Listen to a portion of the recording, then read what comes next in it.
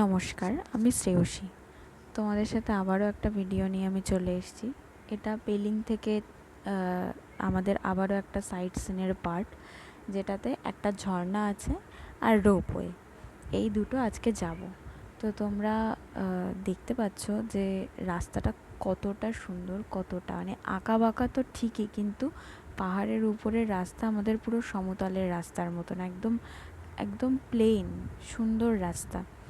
তো গল্প করতে করতে আমরা রোপওয়ের যে টিকিট কাউন্টার সেখানে চলে এসেছি। এখানে রোপওয়ের মিডিলে অনেক জায়গা রয়েছে, মানে রুমটার মধ্যে এই হচ্ছে টিকিট কাউন্টার। ওখান থেকে টিকিট কেটে তোমাকে ওই যে সিঁড়িটা দেখালাম, ওই সিঁড়িটা দিয়ে ওপরে উঠতে হবে। আর বাইরের ওয়েদারটা ঠিক এরকম কুয়াশাচ্ছন্ন, মানে কিছুই দেখা যাচ্ছে না। তোমরা এখানে দেখতে পাচ্ছ যে গাড়িগুলো এখানে পার্কিং করার জায়গা এটা। আর এর যে পিছনে যে পাহাড়ের যে ভিউটা ছিল, কাঞ্চনজঙ্ঘা দেখার যে ভিউটা, সেটা পুরো ধোঁয়া, মানে পুরো মেঘ জমে, কিচ্ছু দেখা যাবে না। তো এখানে রোপওয়ের বাজেট ছিল পার হেড 300 টাকা করে। তোমরা পেলিংয়ে গেলে অবশ্যই রোপওয়ে চড়ো, কিন্তু আমাদের কপাল খারাপ ছিল, যার জন্য খুব বাজে ওয়েদার আমরা পেয়েছি রোপওয়ের টাইমে, আমরা ওই জন্য আর রোপওয়ে চড়িনি।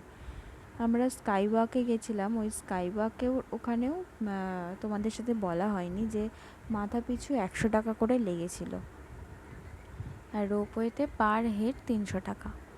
তো এখানে ওয়েদার তোমরা নিজেই দেখো যে ওই রোপওয়ের ওটা যখন মিডিলে যাবে, তখন মানে চারিদিকে তুমি শুধু মেঘ আর মেঘই দেখতে পাবে। একটা যে ক্লিয়ার কাঞ্চনজঙ্ঘার যে ভিউ, সেটা দেখা যায় এখান থেকে, কিন্তু সেসব কিছুই পাবো না।